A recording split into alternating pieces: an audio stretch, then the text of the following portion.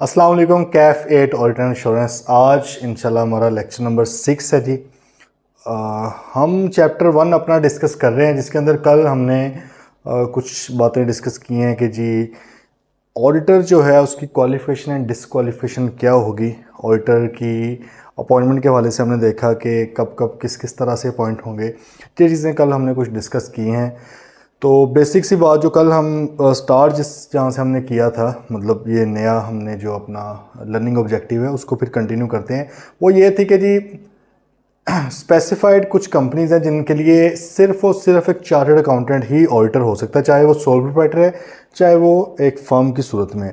जिसमें हमने कहा कि हर तरह की पब्लिक कंपनी उसके लिए एक सीए ही सिर्फ ऑडिटर हो सकता है। ऐसी प्राइवेट लिमिटेड कंपनीज जो कि किसी पब्लिक कंपनी की सब्सिडरी हैं, इसमें पेड अप कैपिटल वगैरह का कोई ताल्लुक ही नहीं है, ठीक है। सिर्फ अगर वो किसी पब्लिक कंपनी की सब्सिडरी हैं तो भाई उनका ऑडिटर भी सिर्फ एक चार्टर्ड अकाउंटेंट हो सकता है। और ऐसी प्राइवेट लिमिटेड कंपनी जो किसी की सब्सिडरी वगैरह तो नहीं है किसी पब्लिक कंपनी की, बट उनका पेड अप कैपिटल 3 मिलियन से कम नहीं है, मतलब 3 मिलियन से ज़्यादा है या उसके बराबर है, तो भाई उसका भी सिर्फ एक चार्टर्ड अकाउंटेंट ही हो सकता है जो जिसके पास वैलिड प्रैक्टिस सर्टिफिकेट है। ये कल हमने डिटेल में डिस्कस कर लिया कि हर सीए ऑडिट नहीं कर सकता, बल्कि आपके पास प्रैक्टिस का लाइसेंस होना चाहिए, ठीक है।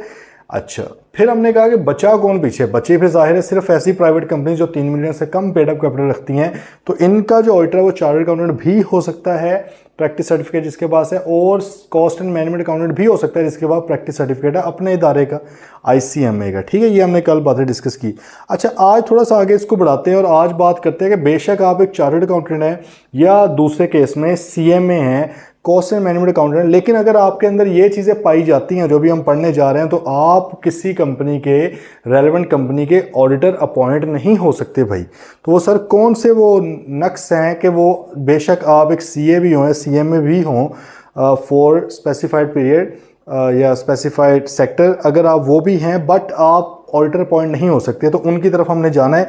अब ये बातें याद रखने वाली हैं सर, तो इनको आपने याद रखना है। पहले नंबर पे पॉइंट आ गया, उसने कहा none of the following person will be appointed as auditor of a company. इनमें से कोई बंदा ऑडिटर नहीं अपॉइंट हो सकता। पहले नंबर पे अ पर्सन हु इज, जो इस वक्त है और at any time during the proceeding 3 years या पिछले 3 सालों में इस कंपनी का डायरेक्टर रहा है या अदर ऑफिसर और एम्प्लॉय रहा है। ऑफिसर का आपको पता है, आप लोगों ने कंपनीज एक्ट में पढ़ा हुआ है, दोबारा मैं बता देता हूँ, यहाँ पर लिख भी लें।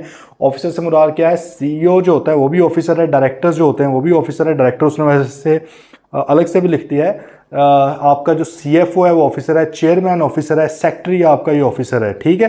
तो ऑफिसर में ये लोग आते हैं। या उसने कहा एम्प्लॉय भी अगर रहा है, एम्प्लॉय भी किसी भी तरह का एम्प्लॉय रहा है, मतलब है कि भाई अगर आप किसी कंपनी के पिछले 3 सालों में उस डेट से, जिस डेट पे आप अपॉइंट होना चाह रहे हैं, ठीक है, उस डेट से पिछले 3 सालों में आप उसके डायरेक्टर रहे हो उस कंपनी के, या कोई भी ऑफिसर रहे हो या कोई भी एम्प्लॉय रहे हो, तो सर आप उस कंपनी के जो ऑडिटर अपॉइंट नहीं हो सकते, ठीक है, पिछले 3 सालों में या इस वक्त अगर आप इनमें से कुछ हो तो। ओके, दूसरा point, a person who is a partner of or in the employment of a director officer or employee of the company. यहाँ पे साल की कोई बात नहीं है, वो कहता है कि अगर कोई बंदा इस वक्त कंपनी के किसी डायरेक्टर, किसी ऑफिसर या किसी एम्प्लॉय का पार्टनर है किसी बिजनेस के अंदर, मतलब उसके साथ मिलकर कोई बिजनेस खोला हुआ है, टेक्सटाइल का बिजनेस खोला हुआ है, ठीक है, कोई आपने शुगर फैक्ट्री, शुगर मिल खोली हुई है, किसी डायरेक्टर या किसी ऑफिसर या किसी एम्प्लॉय के साथ मिलके पार्टनर के तौर पे, या आप उन बंदों में से किसी के एम्प्लॉय हो, तो फिर भी सर आप ऑडिटर अपॉइंट नहीं हो सकते, ठीक है, इस कंपनी के। Third, spouse of a director of the company, company का डायरेक्टर है, उसका स्पाउस है ये बंदा या उसकी स्पाउस है ये बंदी, और फीमेल भी ऑडिटर हो सकती हैं। मैं बड़ा बल्कि अप्रिशिएट करता हूं कि फीमेल्स जो हैं इनको भी ऑडिट में आना चाहिए। आई रियली बिलीव, वैसे हैं भी लेकिन बहुत थोड़ी हैं। एक तो वैसे सीए में कम फीमेल्स हैं, ऑल्दो बड़ा फीमेल्स के लिए एक रिस्पेक्टफुल करियर भी है, प्रोफेशन भी है, और एक प्रेस्टीज भी है, इसमें इज्जत भी बड़ी है। फीमेल्स के वाले से भी अगर बात की, अच्छी पे भी इनको मिलती है, जॉब्स भी कर रही हो। प्रैक्टिस में क्यों ज़्यादा जरूरी है? क्योंकि प्रैक्टिस में अक्सर जो होते हैं ना, फिर हमारे कल्चर में फीमेल को देख के बंदा ना थोड़ा सा हो जाता है कि यार ज़्यादा भी डिमांड नहीं करनी इससे चीज़ें। जैसे जो मेल्स होते हैं उनसे आगे तो वो फिर खुल के ही हर चीज़ क्लाइंट लगा होता है ना, यार इस तरह करवा दो, इस तरह कर दो, इस तरह कर दो। फीमेल से मेरे ख्याल में मुझे ये लगता है कि शायद थोड़ी मज़ीद फेयर प्रैक्टिस स्टार्ट हो जाएंगी। ठीक है कि हर 2 नंबर काम करवाने के लिए नहीं बंदे मुंह उठा के आ जाएंगे। थोड़ा एक डर होता है फीमेल्स का, तो आई गेस कि इससे थोड़ा प्रोफेशन की भी बेहतरी आएगी और फीमेल्स के लिए तो ऑब्वियसली एक बेहतर अपॉर्चुनिटी होगी। तो मुझे लगता है पर्सनली कि आप लोग जो फीमेल्स हैं उनको लाजमी परसू करनी चाहिए प्रैक्टिस। ठीक है, वैसे तो सबको ही करनी चाहिए। मेरा तो मानना ही है कि अगर आप इतनी मेहनत करके पढ़ के आते हैं और आई कैप के स्टैट्स के मुताबिक कोई 80-81% लोग जॉब्स करते हैं सीए के बाद, तो मेरा दिमाग नहीं है मानने को तैयार। ठीक है, हाँ सही है, जॉब्स का भी किसी का टेम्परामेंट होता है। कोई लोग वहाँ पे अच्छे होते हैं, कोई प्रैक्टिस में अच्छे होते हैं, खुद मतलब एज अ बिजनेस लीडर अच्छे होते हैं। हर किसी का अपना अपना वो एक होता है, उनका एप्टीट्यूड होता है। बट एक वो होते हैं ना कि यार मेजोरिटी तो प्रैक्टिस में होनी चाहिए थी ना यार, वो मेरी तो ख्वाहिश है और मुझे लगता है कि रिवॉर्डिंग भी ज़्यादा यही है हर एंगल से। ठीक है, तो मैं इसलिए हमेशा आप लोगों को वही इनक्रेज करूँगा। तो भाई अगर कंपनी के डायरेक्टर का कोई स्पाउस है या उसकी कोई स्पाउस है तो भाई वो ऑडिटर नहीं बन सकता। Then D point, a person who is indebted to the company, एक ऐसा बंदा जो कंपनी का मकरूज है, जिसने कंपनी के पैसे देने हैं, वो भी सर जो है other than in ordinary course of business. Ordinary course of business में अगर है तो फिर तो है सही है, ऑर्डिनरी कोर्स ऑफ बिजनेस से हटके है। अब ऑर्डिनरी कोर्स ऑफ बिजनेस से क्या मुराद है? जो कंपनी का आम बिजनेस है। ऑडिटर का आम बिजनेस नहीं, ऑडिटर का बिजनेस तो ऑडिट करना है ना, कंपनी का बिजनेस है। मिसाल के तौर पे कंपनी लेट्स से टेक्सटाइल का काम करती है, तो आपने बतौर ऑडिटर उससे कुछ ना कुछ चीज़ें टेक्सटाइल की खरीदी हुई हैं, कपड़े की खरीदी हुई हैं। ठीक है, आप बिजनेस नहीं कर रहे उसके साथ मिलके, आपने अपने रोज़मर्रा के इस्तेमाल के लिए, कंपनी आमतौर पे भी लोगों को उधार दे रही थी, आपको भी उधार दे रही है, तो ये खैर है। ठीक है, other than ordinary course of business, अब उसका काम टेक्सटाइल का था लेकिन आपने उससे कर्जा पकड़ा हुआ है 5 मिलियन रुपीज़ का, वो तो उसका काम नहीं है ना, कर्जे देना तो बैंकों का काम होता है, तो उसका काम थोड़ी है। तो इसका मतलब ऑर्डिनरी कोर्स ऑफ बिजनेस नहीं था कंपनी का, कंपनी ने उससे हटके आपको दिया है, तो भाई आप उसके मकरूज हैं, आप ऑडिटर उसके पॉइंट नहीं हो सकते।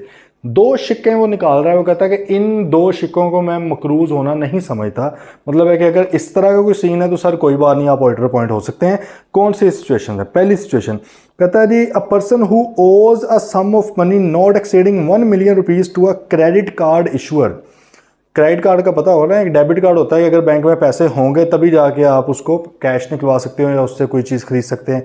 क्रेडिट कार्ड का मतलब क्या? उधार पे चीज़ खरीद लोगे जो कि आपने स्पेसिफाइड टाइम में, आमतौर पर 30 डेज़ में अगर पे कर दो तो उसमें कोई इंटरेस्ट वगैरह नहीं लगता, उसके बाद आप पे करोगे तो इंटरेस्ट लगता है। ठीक है, वो ये कह रहा है कि भाई अगर किसी बंदे ने, देखो 2 ये माइंड में रखना है, 2 क्वालिफिकेशन है। एक तो वो वाली है ना कि सीए या सीएमए होना चाहिए, वो एक अलग है, वो भी लाजमी है, लेकिन उन अगर वो वाली पूरी हो गई है, अब ये वाली लगेंगी कि इनमें से कोई चीज़ नहीं होनी चाहिए। ठीक है, वो कह रहा है कि अगर कोई सीए था या सीएमए था, ठीक है, तो उस बंदे ने किसी क्रेडिट कार्ड इशूअर आमतौर पर बैंक से होते हैं ना पाकिस्तान में, तो ठीक है, तो किसी बैंक से उसने क्रेडिट कार्ड लिया हुआ है और 9 लाख रुपए तक का वहाँ पर ड्यूज उसके बने हुए हैं जो उसने वापस करने हैं बैंक को।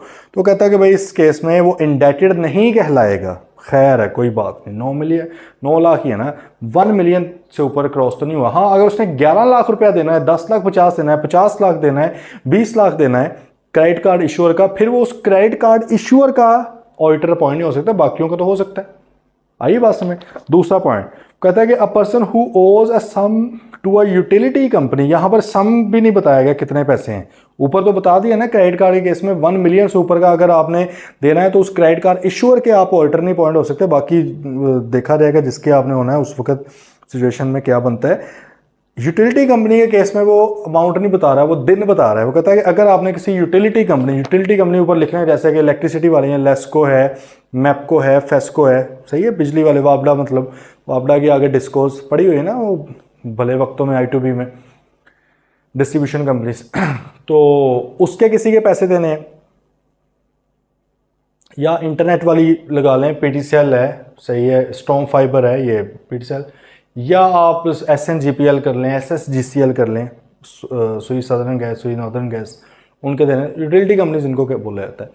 अगर भाई आपने किसी ऐसी कंपनी के, फॉर एग्जाम्पल आपने लेस्को के पैसे देने हैं 90 दिन हो चुके हैं, 90 दिन से ज़्यादा दिन हो चुके हैं, अभी तक आपने उनके बिल अदा नहीं किए, बिल ही आते हैं ना उसके बिजली के बिल, वो आपने अदा नहीं किए, 90 दिन से ज़्यादा हो गए हैं, तो भाई आप लेस्को के ऑडिटर नहीं अपॉइंट हो सकते, हाँ किसी और के हो सकते हो, लेस्को के नहीं हो सकते। आगे बात समझ?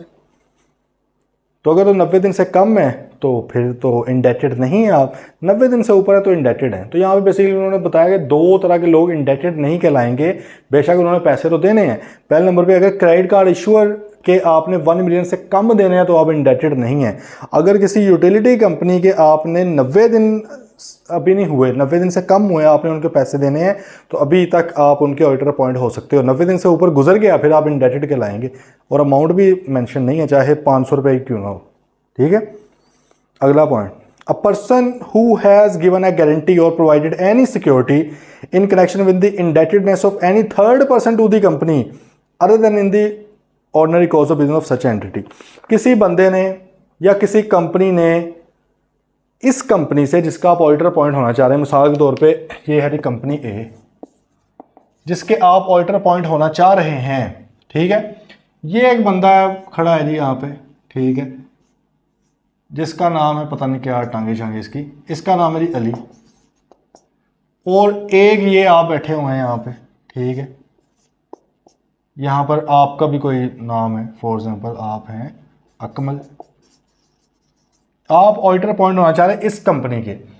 अच्छा, अब इस बंदे ने लेट से इस कंपनी से लिया हुआ है, लोन लिया हुआ है, ठीक है, आपने इस बंदे के बिहाफ पर इस कंपनी को गारंटी दी हुई है कि अगर ये बंदा पैसे वापस नहीं करेगा तो मैं आपको दे दूंगा पैसे, ठीक है, या आपने कोई सिक्योरिटी रखवाई हुई है कि अगर ये पैसे वापस नहीं करेगा मैं दे दूंगा। तो कहता है कि भाईजान आप इस कंपनी के ऑडिटर अपॉइंट नहीं हो सकते क्योंकि आपका इंटरेस्ट है अब कोई ना कोई इस कंपनी के अंदर, ठीक है, आप सही तरह ऑडिट नहीं कर पाएंगे। अगर फॉर एग्जाम्पल आपको डर है कि यार अगर इसने पैसे ना दिए तो मैं फंस जाऊंगा, अब फॉर एग्जाम्पल इसने अभी तक पैसे नहीं दिए, आप फंसे हुए हैं, लेकिन इनकी कोई गलती पकड़ ली आपने ऑडिट के अंदर, अब आपने क्या ऑडिट करना है, वो कहेगा भाईजान तू गलती निकाल और साथ थोड़े पैसे भी और निकालना जो इसके हिस्से वाले देने हैं।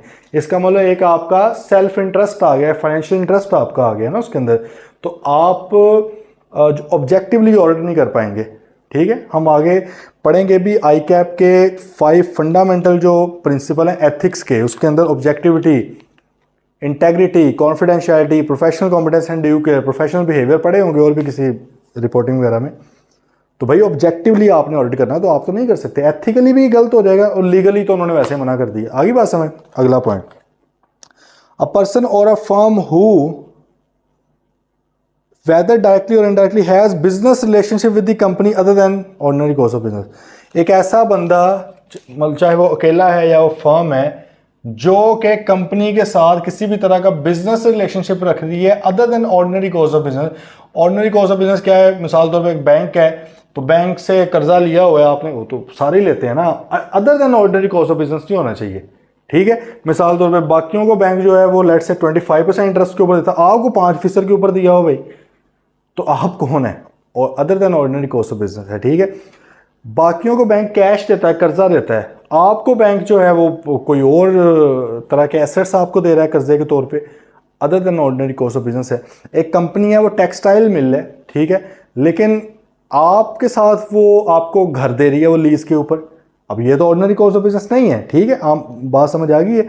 तो भाई अगर तो ऑर्डिनरी कोर्स ऑफ बिजनेस में आप उसके साथ डील कर रहे हो तो खैर है, ओके, लेकिन अगर other than ordinary course of business में आपको कोई भी बिजनेस रिलेशन है ना उसके साथ, तो फिर आप ऑडिटर पॉइंट उसके नहीं हो सकते। नेक्स्ट पॉइंट, अब पर्सन, ये ना याद करने पड़ने हैं आपको, इसको लिख लीजिएगा। ठीक है, वही बात है, एग्जैक्ट यही वाली लैंग्वेज लाजमी कोई नहीं है आप लोगों। अब लास्ट ये कैफ 8 है, लास्ट ही है आपका सब्जेक्ट कैफ का, इतने मैच्योर तो हो गए। ठीक है, next point, a person who has been convicted by a court of an offence involving fraud and a period of 10 years has not elapsed from the date of such conviction. Conviction का पता है ना कि आपको सजा दे दी गई है, convict हो गए हैं, मुजरिम करार दे दिए गए हैं अदालत की तरफ से कि आपने फ्रॉड किया है, फ्रॉड के मुर्तकिब आप भाई पाए गए हैं। ठीक है, और 10 साल अभी नहीं हुए, मतलब है कि आपके ऊपर आप मुजरिम कहलाए हैं, आपको सजा हुई है फ्रॉड की, आप एक सीए थे या सीएमए थे, तो आपने फ्रॉड किया, 10 साल अभी पूरे नहीं हुए, मतलब है कि फ्रॉड की सज़ा होने के 10 साल तक आप किसी भी दुनिया की कंपनी के, पाकिस्तान की किसी भी कंपनी के, दुनिया की तो नहीं, पाकिस्तान की किसी भी कंपनी के आप ऑडिटर अपॉइंट नहीं हो सकते। ठीक है सर। नेक्स्ट पॉइंट, अब बॉडी कॉर्पोरेट, बॉडी कॉर्पोरेट की डेफिनेशन पढ़ी हुई ना कंपनी लॉ में, आमतौर पे क्या, लिमिटेड लायबिलिटी कंपनी, सिंपल। तो बॉडी कॉर्पोरेट हमने पढ़ी थी, तो कोई कंपनी जो पाकिस्तान के अंदर रजिस्टर्ड है उसको बॉडी कॉर्पोरेट कहते हैं। ठीक है, कोई स्टैचुटरी बॉडी है बॉडी कॉर्पोरेट है, कोई फॉरेन कंपनी बॉडी कॉर्पोरेट, इस तरह हमने पढ़ी हुई ना। तो आम उसका लॉजिक क्या है, कोई लिमिटेड लायबिलिटी वाली जो कंपनी है वो आप नहीं हो सकती। लास्ट लेक्चर के अंदर भी मैंने आपको कहा था कि दो ही सिचुएशन है, या तो आप सोल प्रोप्राइटरशिप के तौर पे लाइसेंस ले सकते हो या पार्टनरशिप फर्म के तौर पे ले सकते हो। तीसरा जो ऑप्शन होता है ना कंपनी वाला, वो हमारे लिए कोई नहीं है अगर प्रैक्टिस करनी। वैसे आपने फर्नीचर का कारोबार करना है, आप चाहे सोल करो, चाहे पार्टनरशिप करो, चाहे आप कंपनी करो। आपने इलेक्ट्रॉनिक्स का कारोबार करना है, सोल पार्टनरशिप कंपनी जो मर्जी करो। आपने शीशे का कारोबार करना है, सोल पार्टनरशिप कंपनी जो मर्जी करो। शुगर मिल खोलनी है, सोल पार्टनरशिप कंपनी, मतलब कि जो मर्जी कारोबार आप करते रहो, लेकिन स्पेसिफाइड कुछ बिजनेसेस हैं जिनके लिए कुछ तरह की रिस्ट्रिक्शंस हैं, जैसा कि हमारे लिए है। ठीक है, कि हम सिर्फ सोल या पार्टनरशिप कर सकते हैं, बॉडी कॉर्पोरेट वाला काम हम नहीं कर सकते। ये सर इधर लिखा हुआ है, ये खुद से शौक से नहीं बताया हुआ। सेक्शन आपका 247 जो है कंपनीज एक्ट 2017 का, वो आपको रोकता है। ठीक है, चले next point, a person who is not eligible, या इसके अलावा वो कहते हैं कि ऐसा बंदा जो पाकिस्तान जो आई कैप या आईसी मैप उनके लिए वो उसके कोड ऑफ एथिक्स के मुताबिक ऑडिटर नहीं अपॉइंट हो सकता, उसको भी आप ऑडिटर नहीं अपॉइंट कर सकते। ठीक है, अब कोड ऑफ एथिक्स के मुताबिक कौन कौन लोग नहीं हो सकते, इसमें आपको फिलहाल जाने की ज़रूरत नहीं है, क्योंकि वो लंबी लिस्ट है, ना पेपर का पार्ट है ना सिलेबस में है वो, तो क्यों उस रास्ते पे चलें। ठीक है, कि तो वो इसलिए उसको इग्नोर करें। बस सिंपल बात है, कोड ऑफ एथिक्स है, एथिक्स लिखे हुए हैं, इतनी मोटी बुक है। जब आप इसमें आप चैप्टर जो है 13 में पढ़ेंगे, लेकिन इसमें ये नहीं बताया हुआ कौन कौन लोग नहीं हो सकते, मतलब डायरेक्टली नहीं बताया हुआ। जब आप सी फैप में चले जाएंगे तो वहाँ पर आप बुक खुद पढ़ेंगे, उसके अंदर आपको चीज़ें मज़ीद क्लैरिटी के साथ नज़र आएंगी। ठीक है, तो फिलहाल आप सिर्फ ये समझ लेंगे उस बुक के अंदर जिन जिन लोगों को जिस तरह से रोका गया है वो लोग नहीं हो सकते। ठीक है, आगे आ जाए। एंड अ पर्सन और हिज स्पाउस और माइनर चिल्ड्रन, पर्सन उसका उसकी स्पाउस या उसका स्पाउस और माइनर चिल्ड्रन, यहाँ पर याद रखें अंडरलाइन करने, माइनर की बात हो रही है, बड़े बच्चों की बात नहीं हो रही। ठीक है, कहता है एक ऐसा बंदा, या अगर उसके या उसकी वाइफ के या उसके हस्बैंड के या उसके बच्चे माइनर चिल्ड्रन के या फर्म के केस में तमाम पार्टनर्स के कंपनी के अंदर या कंपनी की एसोसिएटेड कंपनीज के अंदर कोई भी शेयर्स हैं। अब आपको पता है एसोसिएटेड कंपनी, कंपनीज एक्ट के मुताबिक आपने पढ़ी हुई है डेफिनेशन। एसोसिएटेड कंपनीज कौन है, आपकी पेरेंट सब्सिडरी या जिसके अंदर आपकी 20% से ज़्यादा इन्वेस्टमेंट है। ठीक है, तो ये या डायरेक्टरशिप्स वगैरह आपकी सेम है, इनको हम एसोसिएटेड कंपनीज बोलते हैं। ठीक है, तो भाई अगर आपके या आपकी स्पाउस के या आपके माइनर चिल्ड्रन के इस कंपनी या इस कंपनी की एसोसिएटेड कंपनीज के अंदर कोई शेयर्स हैं, तो आप जो हैं इस कंपनी के ऑडिटर अपॉइंट नहीं हो सकते। अब आप कहोगे फॉर एग्जांपल इस कंपनी के अंदर तो नहीं है शेयर्स, लेकिन इसकी एसोसिएटेड कंपनी थी भाई कोई, ठीक है, कंपनी बी आपकी, ठीक है, वो इसकी क्या थी, एसोसिएटेड कंपनी थी, उसके अंदर शेयर्स हैं इस भाईजान के, या इसके नहीं भी हैं, इसके बच्चे हैं माइनर चिल्ड्रन, उन्होंने भाई लिए हुए हैं शेयर्स इसके अंदर। अब आप लोगों के माइंड में आना कि सर शेयर्स खरीदना तो एक कॉन्ट्रैक्ट होता है, बिजनेस लॉ के मुताबिक माइनर तो कॉन्ट्रैक्ट नहीं कर सकता, तो ऑब्वियसली ये जॉइंट ही हुआ होगा ना, विद मेजर हुआ होगा। ठीक है, अच्छा खैर, तो भाईजान ये जो छोटे साहब हैं इनके इसमें शेयर्स हैं, तो ये जो भाई साहब ये बड़े वाले अकमल साहब थे, ये इस कंपनी के भी ऑडिटर नहीं लग सकते। क्यों? क्योंकि ये जो कंपनी थी, इस कंपनी की क्या है, एसोसिएटेड कंपनी है, जिसके अंदर बेशक उसके अपने नहीं भी, उसके बच्चे के हैं या उसकी जो है स्पाउस के हैं, स्पाउस को क्या बनाओ यहाँ पे, ठीक है, उसके हैं या अकमल साहब के खुद हैं। आगे बात समझ। नीचे उसने कहा provided that if such a person, मतलब ये जो बंदा था, होल्ड शेयर्स। अच्छा, इसमें माइनर चिल्ड्रन की बात है, मेजर की बात नहीं। वो मेजर कहता है कि वो बदतमीज़ हो गए हैं, वो नहीं माँ बाप की बात मानते, तो वो उन्होंने अगर शेयर्स रखे हुए हैं तो कोई बात नहीं, फिर भी आप अपॉइंट हो सकते हैं। ठीक है, अच्छा, a person will not be qualified for appointment as auditor of a, बल्कि ऊपर वाला पॉइंट था, provided that if such a person hold shares prior to his appointment, मतलब अपॉइंटमेंट से पहले अगर उसने शेयर्स थे उसके पास, ठीक है, तो भाई वो ये वाली बात डिस्क्लोज करेगा at the point of appointment, अपने अपॉइंट होने के टाइम पे वो ये बात डिस्क्लोज करेगा कि सर मेरे पास इस कंपनी के या इसकी एसोसिएटेड कंपनी में से किसी के या ज़्यादा कंपनीज के शेयर्स हैं, कितने भी शेयर्स हों, ठीक है, वो बता देगा। और वो बंदा फिर वो 90 दिन के अंदर अंदर शेयर्स डिस्पोज करेगा, चाहे उसके अपने हैं, चाहे उसकी बीवी के हैं या हस्बैंड के हैं या उसके माइनर चिल्ड्रन के, ठीक है, वो 90 दिन के अंदर अंदर डिस्पोज करवाएगा। Okay sir, next point, a person will not B, ये वाला पॉइंट ज़रा नोट कर लें, a person will not be qualified for appointment as auditor of a company if he is due to the above mentioned disqualification, ऊपर वाली में से किसी भी डिस्क्वालिफिकेशन की वजह से अगर वो डिस्क्वालिफाइड है for appointment as auditor of any other company which is that company subsidiary और होल्डिंग कंपनी और subsidiary of that holding company. बात है ये समझ, सिंपल सी बात क्या है, वो कहता है कि भाईजान अगर ये अकमल साहब कंपनी ए के लिए डिस्क्वालिफाइड है ना, तो कंपनी ए की पेरेंट भी अगर कोई है ना होल्डिंग कंपनी, उसके लिए भी डिस्क्वालिफाइड है। कंपनी ए की अगर कोई सब्सिडरी है ना, उसके लिए भी डिस्क्वालिफाइड है। कंपनी ए की होल्डिंग की कोई और सब्सिडरी भी है ना, कंपनी सी लेट से, उसके लिए भी डिस्क्वालिफाइड है।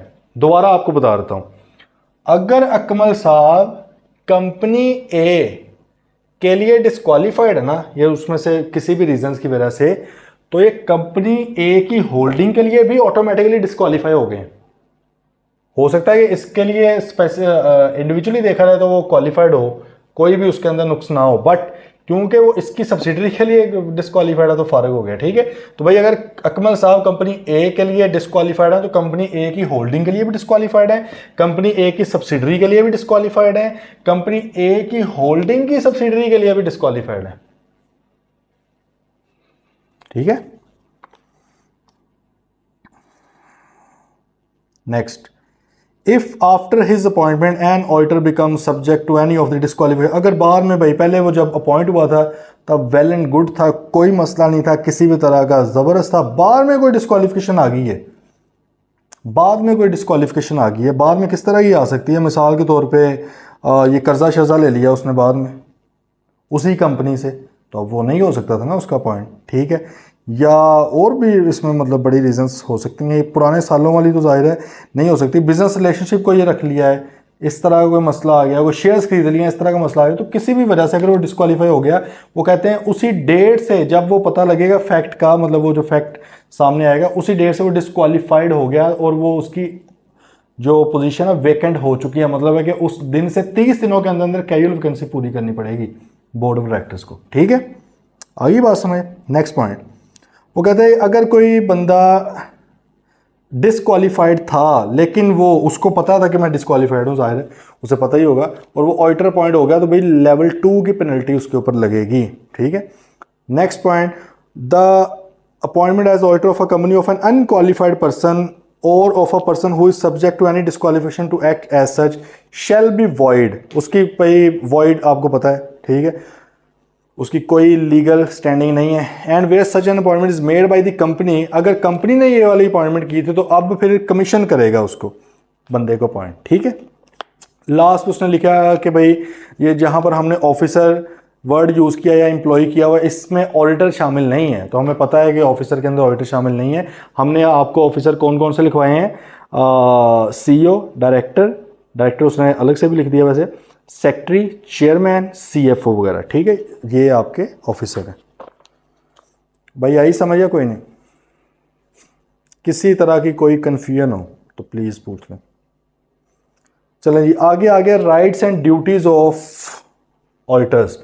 ऑडिटर साहब के जो राइट्स एंड ड्यूटीज़ हैं सर वो क्या हैं, उनको ज़रा देख लेते हैं। कंपनीज एक्ट ने सर कुछ हक भी दे दिए हैं ऑडिटर को और कुछ उनके प्राइस भी लगा दिए कि भैया आपने ऑडिट करना है। हाँ, उसके प्रोसीजर्स वगैरह वो नहीं मैं आपको बता रहा, वो आपके रेलेवेंट स्टैंडर्ड्स बताएंगे, लेकिन मैं आपको ये तो बता दूंगा ना कि आपके रेलेवेंट स्टैंडर्ड्स कौन से हैं, ये मैं आपको बताता हूँ। जैसा कि कंपनीज एक्ट के थर्ड स्केड्यूल ने क्या बताया कि सर आपने जो फाइनेंशियल स्टेटमेंट्स बनानी है ना, ये मैं नहीं बता रहा कि उसके अंदर अकाउंटिंग पॉलिसी है कि क्या क्या हो, वो आपके जो स्टैंडर्ड हैं वो बताएंगे, लेकिन मैं आपको ये ज़रूर बताऊंगा कि आपके स्टैंडर्ड कौन से होंगे। तो उसने बता दिया कि लिस्टेड के लिए IFRS है +4 स्केड्यूल है, लार्ज साइज कंपनी के लिए IFRS +5 स्केड्यूल है, ठीक है। आपकी जो SMEs है उनके लिए IFRS फॉर SME एक नया स्टैंडर्ड आपको पता लग गया, +5 स्केड्यूल है। आपकी जो स्मॉल साइज कंपनी है उनके लिए AFRS फॉर SSEs 2015 के वो है +5 स्केड्यूल है। NPOs के लिए accounting standards for NPO adopted by ICAP वो है +5 स्केड्यूल। तो इसका मतलब है कि उसने बता दिया कि सर मैं आपको ये तो बताने का पूरा हक रखता हूं ना कि स्टैंडर्ड कौन से हैं आपके। हाँ, स्टैंडर्ड्स के अंदर लिखा गया हुआ है वो वही स्टैंडर्ड आपको बताएंगे। तो इसी तरह ऑडिटर को भी ये वो बताएगा कि आपने किस तरह से किन चीज़ों को फॉलो करते हुए ऑडिट करना है। हाँ, ऑडिट करना किस तरह से है वो मैं नहीं बताऊंगा, वो चीज़ें बताएंगी जो मैं आपको बताने लगा हूँ, ठीक है। मतलब है कि वो स्टैंडर्ड्स बताएंगे। वो गल कर रहे हो फॉलो या नहीं, आ जाओ फिर से। Rights and duties of auditors, सबसे पहले वो कहता है an auditor of a company has a right, क्या राइट है, of access at all times. All times को जरा लाइन तो मारे नीचे, ऑल टाइम्स। ये कल जो डिस्कशन मैंने की थी वो मतलब कि ला हासिल नहीं थी, या उसको क्या कह सकते हैं, बेसूद नहीं थी। रीज़न था उसका कोई ना कोई, जो हमने कहा था कि टिल AGM जो बात की जाती है तो इसका मतलब अपॉइंटमेंट से लेकर AGM तक बीच में पूरे टाइम के लिए सिर्फ फाइनेंशियल ईवेंट के बाद नहीं आता ऑडिटर। तो भाई इसने इधर भी देखो ना वही बात की। उसने कहा कि sir auditor of a company has a right of access at all times to the company's books, accounts and vouchers in whatever form they are held, चाहे हार्ड फॉर्म में, चाहे सॉफ्ट फॉर्म में, चाहे PDF में, Excel में, जिस भी form में। ऑडिटर के पास ये हक है कि तमाम टाइम पर, जब तक वो ऑडिटर है, और वो ऑडिटर है from his or her appointment till the end of next AGM, तब तक है ना वो भाई। तो वो तमाम टाइम तक जब चाहे वो आपसे, नीचे अभी पढ़ेंगे अभी, ऑफिसर से जो हैं आपके कंपनी के मैनेजमेंट है उनसे कंपनी का कोई भी फाइनेंशियल रिकॉर्ड, कोई भी फाइनेंशियल इंफॉर्मेशन, कोई भी वाउचर्स वगैरह, वाउचर क्या होती है जो सॉफ्टवेयर के अंदर एंट्री करते हैं, ठीक है, उसका जो रिकॉर्ड है उसको वाउचर बोला जाता है। तो कोई भी वाउचर, कोई भी स्पॉटिंग डॉक्यूमेंट, कोई भी एविडेंस लेने का, उसको एक्सेस करने का हक है। किसने दिया भाई? कंपनीज एक्ट ने दिया, इसका लीगल राइट है उसके पास। दूसरा, and of access to such copies of and extracts from the books and accounts of the branch as have been transmitted to the principal of the office of the company. अगर भाई आपकी branches हैं company की, तो जाहिर है branches आपको principal office में रिकॉर्ड भिजवाती होंगी। कंपनीज एक्ट में कैफ 7 में पढ़ा है आप लोगों ने, ठीक है, कि वहाँ से रिकॉर्ड आता है, यहाँ पे आपने मेंटेन करना होता है प्रिंसिपल ऑफिस में। वो कहता है कि उसका रिकॉर्ड भी रखने का या उसमें से कॉपी लेने का, एक्सट्रैक्ट्स निकालने का, एक्सेस लेने का राइट है ऑडिटर के पास, ठीक है। Third point, auditor of company has a right to require any of the following person, नीचे वाले में से किसी भी बंदे से रिक्वायर कर सकता है, to provide him with such information और explanation as he thinks necessary for the performance of his duties as auditor. नीचे वाले किसी भी बंदे से वो इंफॉर्मेशन लेने का हक रखता है ऑडिट के हवाले से, ठीक है, पर्सनल नहीं, उससे पूछने लगे ना ऑडिट के हवाले से।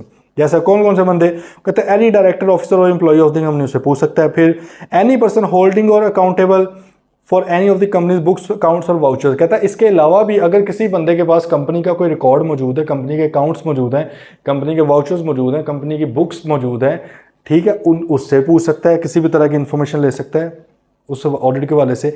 इस तरह any subsidiary undertaking of the company, किसी सब्सिडरी से भी इंफॉर्मेशन ले सकता है। देखें FAR 2 में आप लोग कंसोलिडेशन पढ़ेंगे थोड़ी सी, ठीक है। IFRS 3 वो बताता है बिजनेस कॉम्बिनेशन, बिजनेसेस मिलते हैं किस तरह। IFRS 10 वो उसकी कंसोलिडेशन की अकाउंटिंग ट्रीटमेंट क्या होती है वो बताता है। कंसोलिडेशन से मुराद क्या, ग्रुप फाइनेंशियल स्टेटमेंट, कैफ 7 में भी आप लोगों ने पढ़ा होगा ना, ग्रुप फाइनेंशियल स्टेटमेंट के पेरेंट कंपनी की सब्सिडरीज हैं, तो उस पेरेंट कंपनी ने एक तो अपनी अलग फाइनेंशियल स्टेटमेंट्स बनानी है, फिर उसने सारी सब्सिडरीज को मिला के भी एक इकट्ठी फाइनेंशियल स्टेटमेंट्स बनानी, जिनको कंसोलिडेटेड फाइनेंशियल स्टेटमेंट्स बोला जाता है।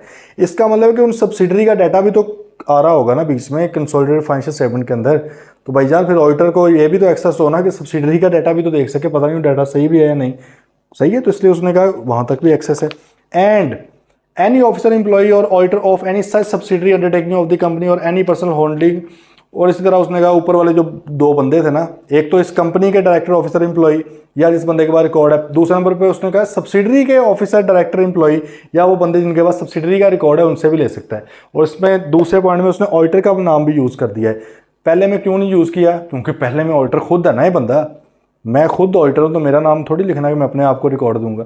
दूसरे वाले में लिख दिया, क्यों, क्योंकि सब्सिडरी का ऑडिटर कोई और हो सकता है, ग्रुप पेरेंट का ऑडिटर कोई और हो सकता है। लेकिन यहाँ पर एक बात ध्यान में रखनी है, जो पेरेंट कंपनी का ऑडिटर होगा वो ही ग्रुप फाइनेंशियल स्टेटमेंट जो बनेगी कंसोलिडेटेड फाइनेंशियल स्टेटमेंट, उनका भी ऑडिटर होगा, ये मस्ट है। गल ही है समय उत्तरांगी। देखो अगर एक कंपनी है, ठीक है, ये भाई कंपनी ए है, इसकी लेट से ये सब्सिडरीज हैं, सब्सिडरी 1 है, सब्सिडरी 2 है, ये कोई फॉरेन सब्सिडरी है किसी और मुल्क के अंदर है, ठीक है, ये कोई फॉरेन सब्सिडरी किसी और मुल्क के अंदर है, ठीक है।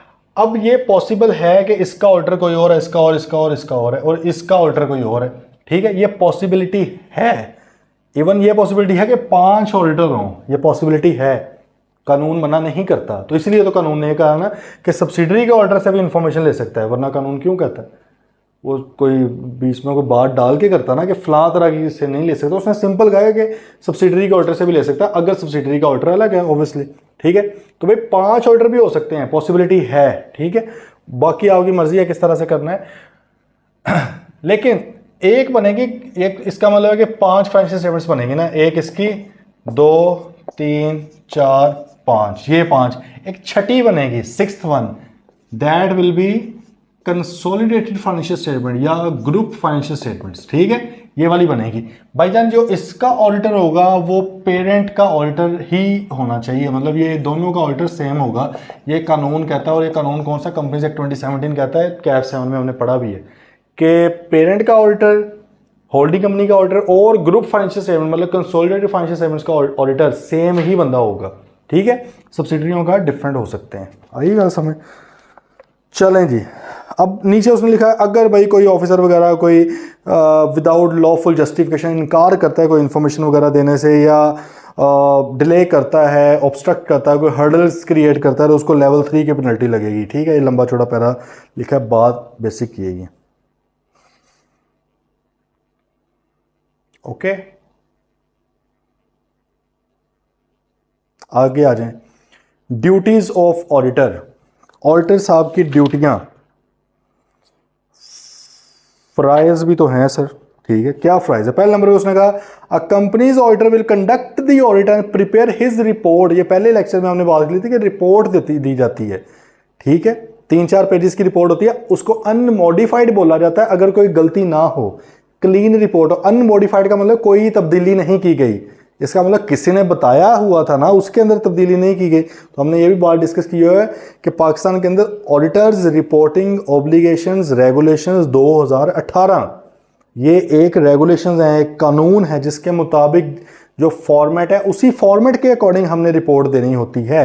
तो अगर तो कोई गलती नहीं है, किसी तरह की कोई तब्दीली नहीं है, तो हम उसको बोलते हैं unmodified report. ISA 700 international standards on auditing 700, उसके मुताबिक हम वो रिपोर्ट देते हैं। उसने भी ये कहा कि भाई कंपनी का जो ऑडिटर है वो जो है अपनी ऑडिट भी करेगा और रिपोर्ट भी देगा, किसके कंप्लायंस में, in compliance with the requirements of international standards on auditing ISAs as adopted by ICAP, ठीक है। ये वही जैसे 3rd स्केड्यूल में बताया हुआ ना, कंपनी बनाएगी किस तरह से फाइनेंशियल स्टेटमेंट, अब वो बता रहा है कि ऑडिटर ऑडिट किस तरह से करेगा। उसने कहा आइजाज के मुताबिक कर दो भाई, जो आईकैप ने अडॉप्ट किए हुए हैं, ठीक है। अगला पॉइंट, ये उसकी ड्यूटीज की बात हो रही है। अच्छा, राइट एक और पढ़ लेते हैं, आगे आए ज़रा नेक्स्ट पेज पे 11 पे सबसे टॉप पे, ये राइट्स में ये भी लिख लें, पीछे ऐसे राइट्स हमने पढ़े ना कि वो इन्फॉर्मेशन ले सकता है वगैरह वगैरह, ये भी उधर ही कहीं लिख लें। उसने कहा the auditor of a company will be entitled to attend any general meeting of the company, ये भी उसका हक है कि कोई भी जनरल मीटिंग अटेंड करने का, कोई भी, एनुअल की बात नहीं हो रही, याद है ना कंपनी लॉ में हमने 3 तरह की, मैं आपको थोड़ा बस वो रिपीट करवा रहा हूँ, 3 तरह की जनरल मीटिंग थी भैया आपकी। कौन सी, पहली स्टैट्यूटरी मीटिंग, ये तो होती है सिर्फ पब्लिक कंपनी के लिए, सही है। फिर एक आपकी होती है एनुअल जनरल मीटिंग जो हर साल होनी है, ठीक है, हमने कल भी काफ़ी डिस्कस किया। और एक आपकी होती है एक्स्ट्रा ऑर्डिनरी जनरल मीटिंग, ठीक है। तो भाई तीनों तरह की मीटिंग्स को अटेंड करने का हक है उसका, इंटाइटल्ड है, ठीक है।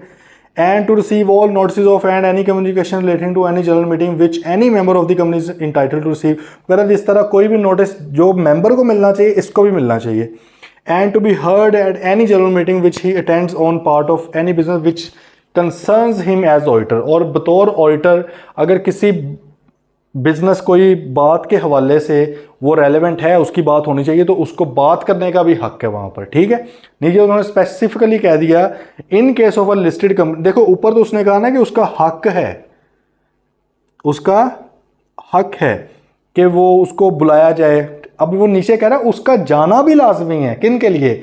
लिस्टेड कंपनीज के फाइनेंशियल स्टेटमेंट जिस मीटिंग के अंदर ऑथेंटिकेट होने होंगे ना, जनरल मीटिंग में आमतौर पे होते हैं ना, जिस मीटिंग के अंदर मतलब एजीएम के एनुअल जनरल मीटिंग के अंदर लिस्टेड कंपनी के फाइनेंशियल स्टेटमेंट्स ऑथेंटिकेट होने हैं, अप्रूव होने हैं, बेसिकली अप्रूव होने हैं, ठीक है। उसको अटेंड करना लिस्टेड कंपनी के लिए ऑडिटर या उसके बिहाफ पे किसी बंदे के लिए लाजमी है। देखें राइट भी बता दिया, ड्यूटी भी बता दी। ऊपर ओवरऑल राइट बता दिया कि ऑडिटर के पास हक है हर जनरल मीटिंग को अटेंड करने का, हक है। नीचे उसने कहा फर्ज है अगर लिस्टेड कंपनी है तो उस लिस्टेड कंपनी का नोटिस तो आया होगा, क्योंकि कंपनी की जिम्मेदारी थी। नोटिस तो आपको हर मीटिंग का आना है, आपका जाना या ना जाना वो आपकी मर्जी है। लेकिन अगर लिस्टेड कंपनी है तो भाई ऐसी मीटिंग जिसके अंदर उसके फाइनेंशियल स्टेटमेंट्स डिस्कस होने हैं, प्रेजेंट होने हैं, ऑडिटर की रिपोर्ट कंसिडर होनी है वहां पे, उधर आपका होना या आपके बिहाफ पर आपके किसी रिप्रेजेंटेटिव का होना ये लाजमी भी है, ठीक है। आगे बात समझ चलें आगे जरा पीछे। पहले तो हमने कह दिया कि कंपनी का जो ऑडिट है वो ऑडिटर साहब ने करना है आइजाज के मुताबिक, जो कि आई कैप के ने अडॉप्ट किए हुए।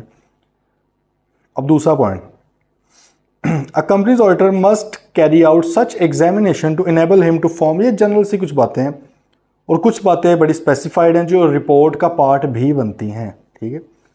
अच्छा उसने कहा a companies auditor must carry out such examination to enable him to form an opinion, क्योंकि हमें पता ओपिनियन दिया जाता है, ये पहले भी बात थोड़ी सी होगी ना, as to whether adequate accounting records have been kept by the company and returns adequate for their audit have been received from branches not visited by him, ठीक है। कि भाई क्या कंपनी के पास रिकॉर्ड है, ठीक है, और ऐसी ब्रांचेस जो ऑडिटर ने विजिट नहीं की, अगर ब्रांचेस हैं कंपनी की कोई कंपनी के ऑफिसेज हैं डिफरेंट जगह पे, तो उसने विजिट नहीं किया, तो क्या वहाँ से रिकॉर्ड आ चुका था? रिटर्न से मुराद क्या है? ऑफिशियल रिकॉर्ड वो आ चुका था, उसने रिसीव कर लिया हुआ है, ये उसने इंश्योर करना है। देखो बाकी वो कहता है कि आइजाज में लिखा हुआ है क्या क्या स्पेसिफिक प्रोसीजर है।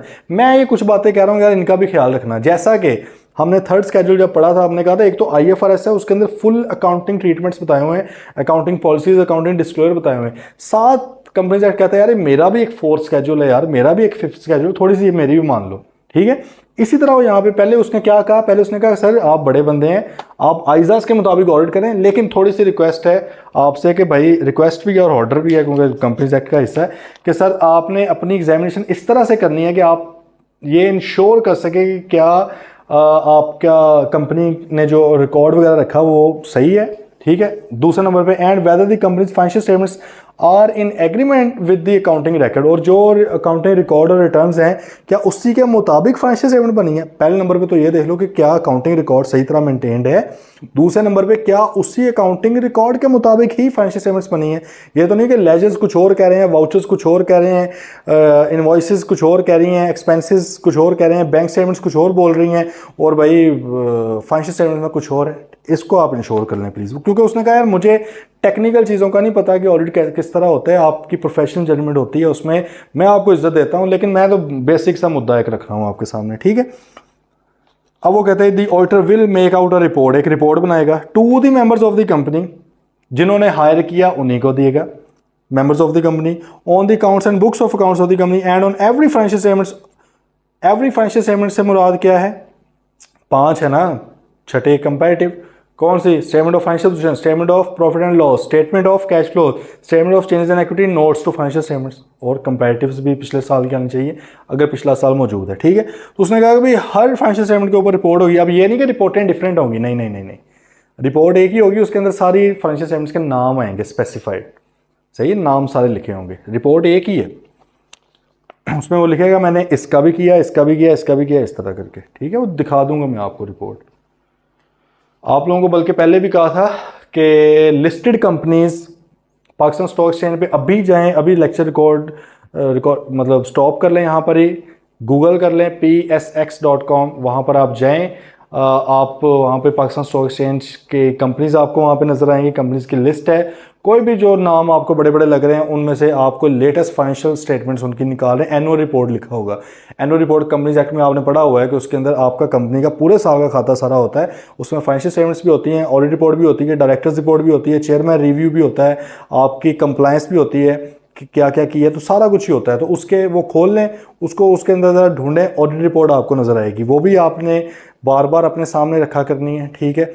किसी थोड़ी थोड़ी डिफरेंट आ सकती है नज़र, वो इसलिए हो सकता है किसी में मॉडिफिकेशंस हों आइज़ा 705 के मुताबिक, ठीक है, कुछ ना कुछ चेंजेस हों। अदरवाइज़ अगर आपको बगैर किसी मसले वाली रिपोर्ट नज़र आ रही है तो सबकी सेम होगी, ठीक है। अच्छा, तो सर उसने कहा कि ऑडिटर साहब एक रिपोर्ट बनाएंगे, ठीक है, on every financial statement and on every other document forming part of such statement including notes, statements और schedules appended thereto which are to be laid before the company general meeting and the report will state, वो कहता है report के अंदर आपने ये चीज़ें भी शामिल करनी है। अच्छा, यहाँ पर ना will state के साथ आगे ब्रैकेट में एक लिख लें ताकि आपको बेसिक पॉइंट मतलब रहे कि यार सिर्फ यही नहीं होता रिपोर्ट में, कुछ और भी होता है। जैसे मैंने आपको कहा बेसिक जरा नुकता समझे, कंपनीज एक्ट 3rd स्केड्यूल ने कहा कि IFRS को फॉलो करो, इन एडिशन टू दैट मेरा भी 4th स्केड्यूल मान लो, मेरा भी 5th स्केड्यूल मान लो, इसकी भी कुछ रिक्वायरमेंट्स है। आई बात समझ? इस तरह वो यहाँ पे कह रहा है कि सर आइजाज को मानो, आइजाज के मुताबिक रिपोर्ट बनाओ, साथ मेरी भी कुछ मान लो, तो ये कुछ एडिशनल चीज़ें आपको कह रहा है, ठीक है। तो इसलिए आप यहाँ पे लिखें and the report will state, जो लिखा हुआ है आगे लिखें in addition to those required by ISAs, in addition to those required by ISAs, ISAs ने जो रिक्वायर की हुई हैं उनके अलावा, इन एडिशन टू दोज, वो कहता है ये चीज़ें भी ज़रा लिखवाओ रिपोर्ट के अंदर, ये कंपनीज एक्ट की रिक्वायरमेंट्स हैं। इसका मतलब है जब आप ऑडिट रिपोर्ट देखेंगे असल वाली, मैं आप लोगों के साथ शेयर भी कर देता हूँ, मुझे मैसेज कर दीजिएगा, ठीक है। ऑडिट रिपोर्ट वैसे आप लोग यार वही देखो ना, लिस्टेड कंपनी वाले देखोगे, मेरे से क्वेश्चन भी तो करो ना कि सर इसके अंदर फलां चीज़ है, फलां चीज़ का क्या मतलब, मैं आपको फिर थोड़ा बताता हूँ कि उसका कौन कौन सा हिस्सा आपने अपनी बुक में कब कब पढ़ना है, आपको थोड़ा दिमाग खुले, सही है। तो रिपोर्ट जब आप देखोगे ना आपको नजर आएगा सर ये वाला जो हिस्सा है ना ये आइजाज बोलता है, ये वाला हिस्सा है कंपनीज एक्ट बोलता है। आप ये पता होना चाहिए ना भाई प्रोफेशनल किस चीज़ के हैं। फिर रट्टे मारने से कोई फ़ायदा नहीं है, शायद पेपर पास हो जाए। जैसे ही आप आर्टिकल्स में किसी बेहतर इंटरव्यूअर के सामने बैठ के वो आपको ऐसे 2-4 सवालों के अंदर जज कर लेगा, वहाँ पर फिर पता चलेगा कि कितों पढ़ के आए हो। तो उस्तादों को भी जलील करोगे, खुद भी होंगे, फिर कहना है कि रेफरेंस पे लगते हैं और ये वो सारा सिलसिला। कॉन्सेप्चुअली पढ़ें, पता होना चाहिए चीज़ें कहाँ से निकल रही हैं, क्योंकि हवाई बातें नहीं है कि हमें किसी ने बोल दिया अरे ऑडिट इस तरह होता है तो कर लिया, फाइनेंशियल स्टेटमेंट बननी ही इस तरह से है, ठीक है तो कर लिया। भाई किधर से निकली हैं चीज़ें, पता होना चाहिए ना सोर्स। तो सर ऑडिट रिपोर्ट आप देखेंगे आपको इंशाल्लाह समझ खुद आएगी कि ये कंपनीज एक्ट की रिक्वायरमेंट्स हैं, ये रिक्वायरमेंट्स आइजाज की हैं। जब ये पूरा हम पढ़ चुके होंगे, फिलहाल तो कंपनीज एक्ट पढ़ रहे हैं ना, तो ये तो पता चल जाना चाहिए, ठीक है। रिपोर्टें खोलें अपने सामने और देखें, फिर उसमें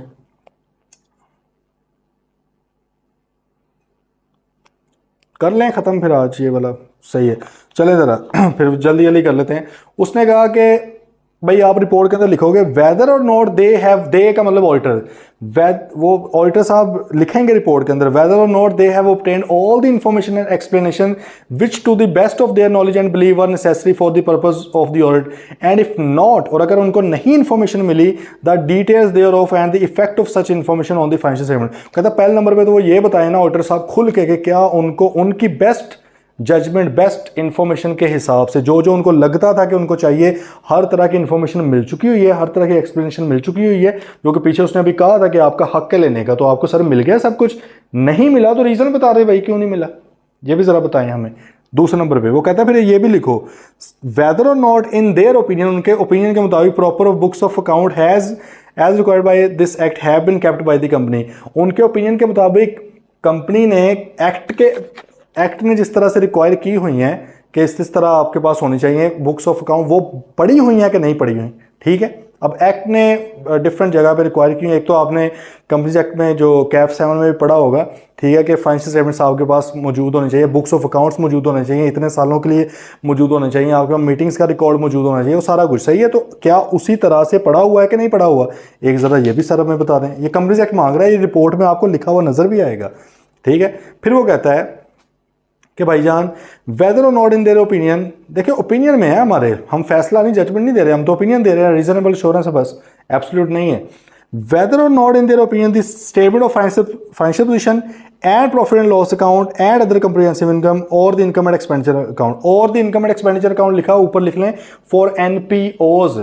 अगर एनपीओ का आपने ऑडिट करना है तो उसके लिए income and expenditure account use होगा, उसके लिए प्रॉफिट एंड लॉस नहीं ना होगा, क्योंकि प्रॉफिट तो नहीं होता उसका, ठीक है, तो उसके लिए ये है। And the cash flows have been drawn up in conformity with the requirements of the accounting and reporting standards as notified under this act. Notified under this act कहाँ पे लिखा है, लिखो जरा यार, मजा आना चाहिए, पढ़ रहे हैं आप कोई चीज। Notified under this act third schedule में नोटिफाई किया है ना। बात वो क्या कह रहा है, वो ये कह रहा है कि भाईजान वो ये भी लिखें कि उनके ओपिनियन के मुताबिक statement of financial position, statement of profit and loss, या जो है आपकी income and expenditure account, statement of cash flows वगैरह, क्या ये उन्हीं अकाउंटिंग स्टैंडर्ड्स के मुताबिक बने हैं जो कंपनीज एक्ट ने नोटिफाई किए थे।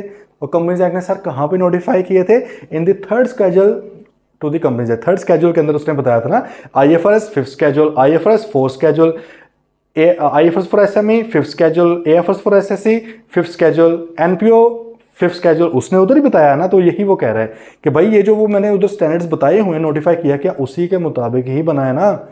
और क्या ये जो फाइनेंशियल स्टेटमेंट्स बनी है ये बुक्स ऑफ अकाउंट्स के एग्रीमेंट है उसके साथ मैच कर रही हैं। ये तो नहीं है कि ट्रायल बैलेंस के अंदर आपके लेट्स से बैंक का बैलेंस आ रहा है 50 लाख रुपया, फाइनेंशियल स्टेटमेंट्स के अंदर आपका बैलेंस आ रहा है 70 लाख रुपया, तो ये एग्रीमेंट में तो ना हुई। फिर रीजन क्या है इसकी, आई बात समझ। सारे का सारा लॉजिकल है ऑडिट, समझ के बस चलना है, सही है। ये आपने रिपोर्ट में लिखना है, आपको नजर आएगा, रिपोर्टिंग खोल के रखें अपने सामने, कुछ मैं इधर उधर की बात नहीं कर रहा, जो इसने बताई हुई है वही बात बता रहा हूं, ठीक है। नेक्स्ट पॉइंट फिर वो कहता है एक और बात लिखो यार, वेदर और not in their opinion and to the best of their information and according to the explanations given to them, कहता है उनके ओपिनियन के मुताबिक, उनकी बेस्ट इंफॉर्मेशन के मुताबिक, और जो जो लोगों ने उनको बताया है ऑडिट के हवाले से, the said accounts give the information required by this act, क्या ये इंफॉर्मेशन जो एक्ट रिक्वायर करता है ट्रू एंड फेयर होनी चाहिए, वो ये देता है। And give a true and fair view in case of statement of financial position of the state of affairs of the company as at the end of the financial year, in case of profit and loss account and comprehensive income or income and expenditure account of the profit and loss and comprehensive income or surplus or deficit for financial year, and in case of statement of cash flows of the generation and utilization of cash and cash equivalent of the company। बात लंबी चौड़ी है, basic मुद्दा आपको बता देता हूँ। वो कहता है कि भाईजान देखो, असल में ना बात एक ही है, वो उसको खुल के अलग अलग एंगल से वो कह रहा है कि मुझे बयान कर दो। उसने पहले कहा कि आपको तमाम तरह इन्फॉर्मेशन मिल चुकी है, उसने कहा कि भाई जो आपको इन्फॉर्मेशन मिली है क्या उसके मुताबिक फाइनेंशियल स्टेटमेंट्स जो हैं वो क्या कंपनीज एक्ट के मुताबिक बनी है, जो उसके अकाउंटिंग स्टैंडर्ड्स है उसके मुताबिक बनी है। उसने कहा कि भाई ये जो फाइनेंशियल स्टेटमेंट्स बनी है क्या ये बुक्स ऑफ अकाउंट्स के साथ इन एग्रीमेंट है। अब वो कह रहा है कि भाई ये जो स्टेटमेंट ऑफ फाइनेंशियल पोजीशन आपने देखी है, ठीक है, क्या ये कंपनी के स्टेट ऑफ अफेयर्स से मुराद है कंपनी के एसेट लायबिलिटी इक्विटी, तीन चीजें उसको ट्रू एंड फेयर व्यू में बता रही हैं एज एट डेट पे, as at financial year end, for the year नहीं होता। आपको पता है ना कि स्टेटमेंट ऑफ फाइनेंशियल पोजीशन होती है एज एट पे, आपकी जो कैश फ्लोज हैं, आपकी जो प्रॉफिट एंड लॉस हैं, चेंजेस इन इक्विटी, ये फॉर द ईयर होती है, ठीक है।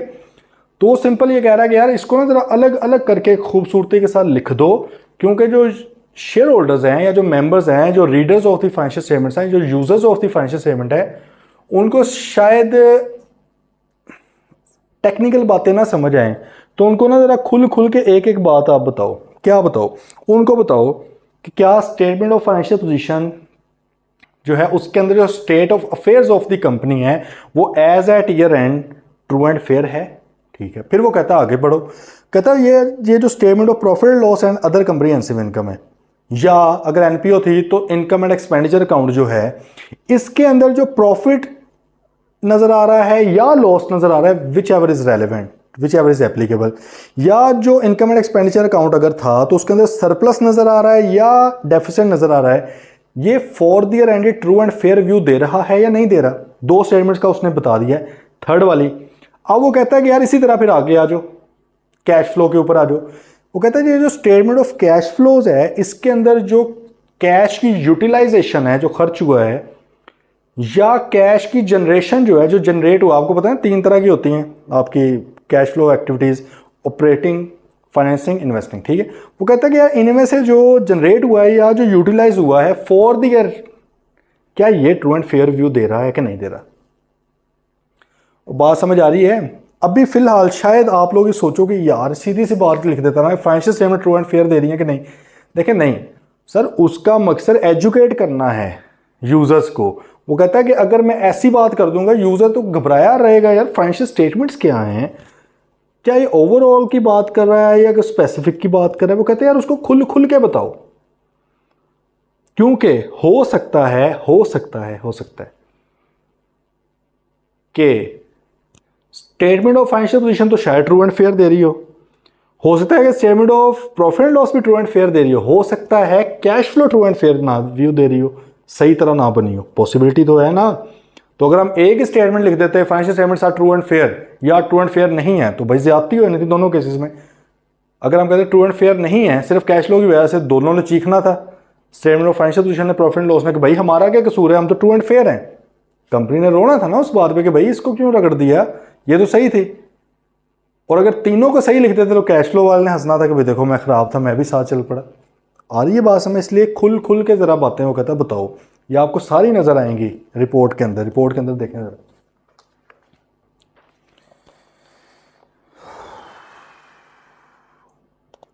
एंड पे ई पॉइंट कहता है एक और चीज यार, 5वीं चीज रिक्वेस्ट करने लगा हूं, तंग नहीं आना आपने। क्या चीज? वो कहता है वेदर और नॉट इन देयर ओपिनियन, ये भी लिख दो जरा प्लीज।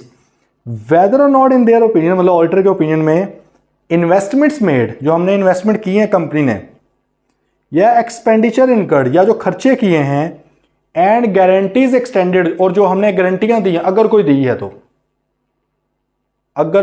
तो, लाजमी नहीं गारंटी दे। गारंटी से मुराद गया कि भाई किसी के बिहाफ पे हमने गारंटी दे दी कि अगर वो नहीं काम करेगा तो हम कमिट करते हैं, हम कर देंगे, ये गारंटी है, ठीक है। उसने कहा investments made, expenditures incurred and guarantees extended during the year, पूरे साल में जो हुई है, were for the purpose of the companies business. कहता है ये भी जरा यार लिख दो कि क्या जितनी भी कंपनी ने इन्वेस्टमेंट्स की हैं, कंपनी ने जितने भी खर्चे किए हैं, कंपनी ने जितनी भी गारंटियां दी हैं, क्या वो कंपनी के बिजनेस के लिए ही थी ना, किसी और मकसद के लिए तो नहीं थी भाई। ये तो नहीं कि डायरेक्टर्स को खुश करने के लिए कर दिया, किसी शेयर होल्डर को खुश करने के लिए कर दिया। भाई company is a separate legal entity, company अलग से इंसान है, कंपनी के अलग से इंटरेस्ट हैं, अलग से स्टेक है, अलग से उसका बिजनेस है सारा। तो भाई ये जो कुछ हुआ है, इन्वेस्टमेंट्स हुई हैं, एक्सपेंडिचर हुए हैं, या जो गारंटीज दी हैं कंपनी ने, क्या वो कंपनी के बिजनेस के लिए ज़रूरी थी? कंपनी ने अपने बिजनेस के लिए ही दी है ना, ये ज़रा बता दें। और कहता है एक बात और बता दें भाई ज़रा, कौन सी बात? Zakat deductible at source under the zakat and ushr ordinance. अच्छा, ज़कात एंड उशर ऑर्डिनेंस 1980 का भाई एक कानून है। आपको पता है ना कि ज़कात 2.5% जो है वो लगती है, उसका सारा आपको पता है कितना सोना हो, कितना चांदी हो, वगैरह वगैरह, वो तो इंसानों के ऊपर है। इस तरह कंपनी से भी जब इंसान कुछ स्पेसिफाइड चीज़ें हैं, इधर डिटेल में जाने की ज़रूरत नहीं है क्योंकि फिर वो याद भी रखनी पड़ेंगी, कन्फ्यूजन भी है और इतनी रिक्वायर्ड भी नहीं है, ठीक है। तो जब शेयर होल्डर्स या एम्प्लॉयज़ वगैरह पैसा निकालते हैं ना, तो कुछ शिक्के हैं, ये कानून कहता है ज़कात एंड उशर ऑर्डिनेंस 1980 के, भाई इस कंपनी ने उनकी ज़कात डिडक्ट करके जमा करवानी है हुकूमत को। तो वो सिंपल ये कह रहा है कि भाईजान अगर ज़कात डिडक्टेबल थी तो क्या वो डिडक्ट हुई, और अगर डिडक्ट हो चुकी है तो क्या आगे वो जमा भी करवाई गई है कि नहीं, ये भी ज़रा मेंशन कर दें। अब आप देखें उसने ये स्पेसिफाइड कुछ चीज़ें मांगी हैं, इसका मतलब है अब ज़कात इंडिया में तो नहीं, मेरे ख्याल में ऑडिट रिपोर्ट में है नहीं, है ना, यूके की ऑडिट रिपोर्ट में तो नहीं होगा, बेल्जियम की ऑडिट रिपोर्ट में तो नहीं होगा, फ्रांस की ऑडिट रिपोर्ट में तो नहीं होगा ना ये। तो इसका मतलब है कि भाई हर जो मुल्क है ना, ये कुछ, एक तो आइजाज ने बता दिया ना ऑडिट रिपोर्ट का format, international standards on auditing, ISAs 700 ने बताया। पूरी 700 सीरीज़ के अंदर कुछ कुछ बताया हुआ है। 701 में कैम बताता है, 705 में मॉडिफिकेशन बताता है, जो नेगेटिव चीज़ें हैं। 706 के अंदर भी मॉडिफिकेशन है पॉजिटिव वाली, सही है। आपका 710 के अंदर भी आती है, 720 के अंदर भी है। इसका मतलब है कि एक तो इंटरनेशनल स्टैंडर्ड्स ऑन ऑडिटिंग ने बताया, फिर भाई हर मुल्क ने अपने रूल्स के मुताबिक तो देखना है ना। अब इसमें देखें ना, ऊपर वो कह रहा है कि क्या कंपनीज एक्ट के मुताबिक फाइनेंशियल स्टेटमेंट बनी है। अब यूके वाला तो नहीं बोलेगा कि कंपनीज एक्ट के मुताबिक बनी है कि नहीं बनी, वो अपने वाले शहर उन्होंने डाला है। बात आई समझ। तो ज़कात का हमारे वाले से रेलिवेंट था, उसने वहाँ पे डलवा दिया कि भाई स्पेसिफिकली ये भी ज़रा बता रहे हैं कि zakat deductible under source at source से मुझे आ रहा है कि जैसे कंपनी पे करने लगेगी ना, फ़ौरन ज़कात काट के फिर करेगी। एट सोर्स इसको कहते हैं। आपने टैक्स अगर पढ़ा हुआ तो उसमें देखा होगा कि इनकम टैक्स विद होल्ड भी किया जाता है या डिडक्ट किया जाता है एट सोर्स, ऐसे एम्प्लॉयज़ का किया जाता है। सैलरी देते हुए टैक्स उनका काट लिया जाता है, कंपनी काट के जमा करवाती है FBR को, क्योंकि कंपनी विद होल्डिंग एजेंट है। तो इधर भी कंपनी ज़कात की भी विद होल्डिंग एजेंट है कि कंपनी की जिम्मेदारी है, ठीक है, कि वो ज़कात रेलिवेंट विद होल्ड करके जमा करवाए।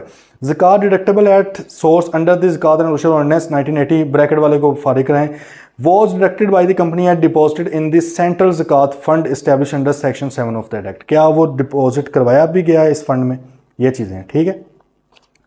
अच्छा, फ़िलहाल मेरे ख्याल में एक तो होपफुली मैं उम्मीद करता हूँ आप लोगों से कि शायद आप लोगों ने जो है अल्लाह भला करे ऑडिट रिपोर्ट्स कर ही ली हों डाउनलोड, लेकिन अगर नहीं भी की तो भाई इधर ना पेज नंबर 230 पे आ रहे हैं। ज़रा कम से कम ये वाला हिस्सा तो मैं आपको दिखा दूँ ना, क्योंकि पाकिस्तान के अंदर मैंने आपको क्या बताया कि कौन सी रिपोर्ट इशू की जाती है। ऑडिटर्स रिपोर्टिंग ऑब्लिगेशन रेगुलेशन 2018 एक कानून है, उसने फॉर्मेट बताया हुआ है वो वाली। अब वो फॉर्मेट बेसिकली लिया इंटरनेशनल स्टैंडर्ड्स ऑन ऑडिटिंग से ही हुआ है, लेकिन उसमें कुछ अपनी चीज़ें ऐड की हुई हैं। इसका मतलब है कि एक तो आपको स्टैंडर्ड्स इतने मोटे मोटे हैं ऑडिट के, उसके अंदर रिपोर्ट नजर आएगी। क्या हम वो वाली रिपोर्ट फॉलो करेंगे? नहीं सर, हम फॉलो करेंगे जो रिपोर्टिंग ऑब्लिगेशन रेगुलेशन 2018 के अंदर दी हुई है, ठीक है। ऑल्दो इसका बहुत सा हिस्सा वही है, बट हम यही वाली यूज़ करेंगे, ठीक है। वो हमारे लिए रेलेवेंट नहीं है रिपोर्ट इशू करने के लिए, ओके। अच्छा, इसमें जैसे आप अगर आए हैं तो मैं आपको ये सारे भी दिखा सकता हूँ, लेकिन आई विश के ये जो है एक्सरसाइज आप लोग करें। हाँ, वैसे ये एक्सरसाइज करें। ये आपको रिपोर्ट का फॉर्मेट इसमें नज़र आ रहा होगा, ठीक है। ये लिखा हुआ है auditors report to the members, ठीक है, सी रेगुलेशन 3 वगैरह वगैरह।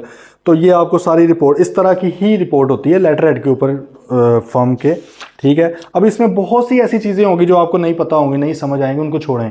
मैं जो बात कर रहा हूँ सिर्फ वो समझें। जैसे कि आ रहे हैं ज़रा इधर, आप ना ये 232 नंबर पेज पे आएँ, आप इधर देखें report on other legal and regulatory requirement का आपको एक नज़र आ रहा होगा।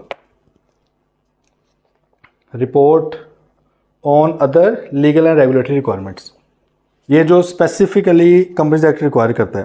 ये ज़रा देखें, उसने कहा था ना कि आप ज़रा लिखें proper books of accounts have been kept by the company as required by the companies act. इधर आए ज़रा, ये बी पॉइंट पढ़ें, वेदर और not in their opinion proper books of account. ये उसने कहा था ना कि सर ये ज़रा लिख दें, तो भैया हमने लिख दिया इधर आके, रिपोर्ट का पार्ट है ये भी, पहली गल आ गई समझ।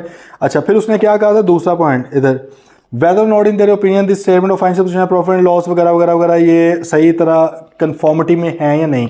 यही कहा था ना हमने, कहा सर आपका हुक्म सर आंखों पे, हमने लिख दिया statement of financial position this statement of profit loss and other comprehensive income or the income and expenditure account. अच्छा, ये दोनों इकट्ठी नहीं लिखा करनी, ये बेवकूफ़ी नहीं करनी। आपने ये देखना है कि क्या मैं किसी कंपनी का ऑडिट कर रहा हूँ या किसी NPO का ऑडिट कर रहा हूँ, किसी बिजनेस का कर रहा हूँ या NPO का कर रहा हूँ। बिजनेस का कर रहे हैं, कंपनी है, तो फिर आप ये इनकम एंड एक्सपेंडिचर नहीं ना डालेंगे। इधर तो फिलहाल फॉर्मेट है तो वो सारा कुछ लिख रहा है, ठीक है। तो ये देखो सारा कुछ उसने वैसे लिख दिया। फिर आ जाएं, उसने क्या कहा था कि सर ये जो एंड वाला ई पॉइंट पढ़ें, इन्वेस्टमेंट मेड वगैरह, ये सीन देखें भाई, इन्वेस्टमेंट मेड एक्सपेंडिचर। हमने कहा सर आपका जो ऑर्डर है वो लोहे का ऑर्डर है, तो हमने यहाँ पे लिख दिया है। लास्ट पॉइंट ज़कात डिडक्टेबल वाला पॉइंट भी हमने यहाँ पे मेंशन कर दिया। ये तो हो गए ना ये पॉइंट, बाकी के पॉइंट्स जो हमने ढूंढने हैं आपको मिल जाएंगे इस बोर्ड के अंदर, सही है, क्योंकि लाजमी है ना, कंपनीज एक्ट ने जो कह दिए। ठीक है सर, कोई आई गल समझ नहीं? चलो, अब ये तो वो चीज़ें हैं कि जो आपने डालनी। अब आपका एक क्वेश्चन होगा सर क्या इनको याद भी करना है? यार देखें, ये जो आपको रिपोर्ट का फॉर्मेट दिखाया ना 230 नंबर पेज के ऊपर, ये अनमॉडिफाइड रिपोर्ट है, मतलब इसके अंदर कोई कंपनी के अंदर कोई गलतियां नहीं निकली, ठीक है, तो सिंपल एक रिपोर्ट बना दी है।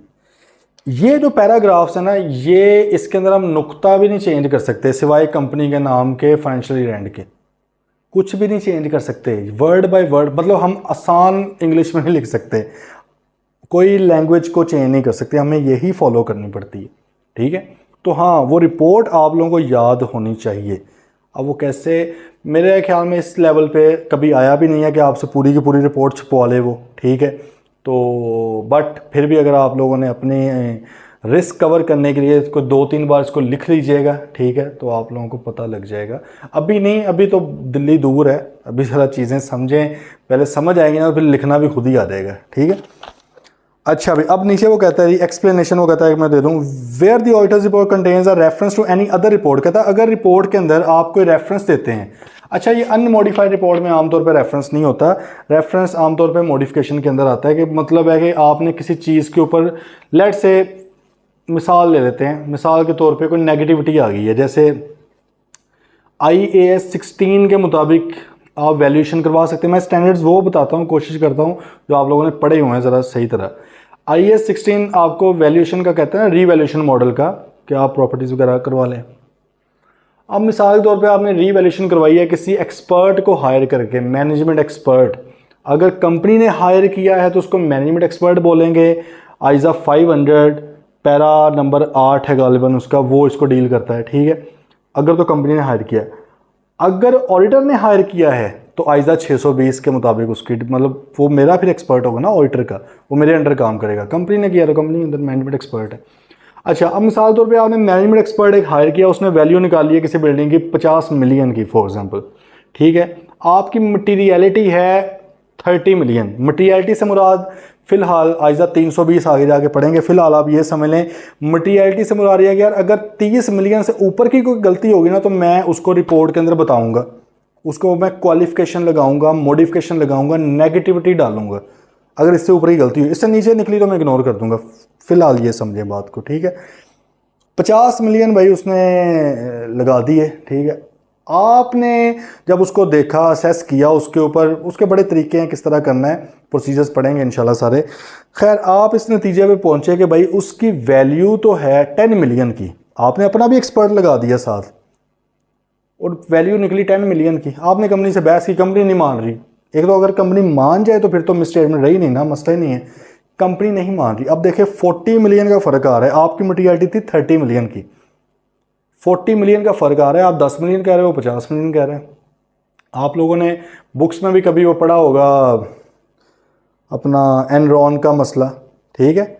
वो क्या मसला था कि वो फ्रॉड में पढ़ा होगा, ठीक है। मेरे ख्याल में तो I2B में भी पढ़ाया हुआ है उन्होंने, सही है, और भी किसी में है, शायद इसी में ही है। तो वो यही होता रहा कि उसमें ओवर स्टेट कर करके एसेट्स बताते रहे। खैर, अब 40 मिलियन का मसला आ गया, नेगेटिविटी आ गई। अब मिसाल तौर पे आप उसकी जब लिखेंगे, उसकी रीजनिंग भी तो देनी है ना कि भाई मैंने क्यों नेगेटिविटी डाली है, मैंने क्यों क्वालिफिकेशन लगाई है।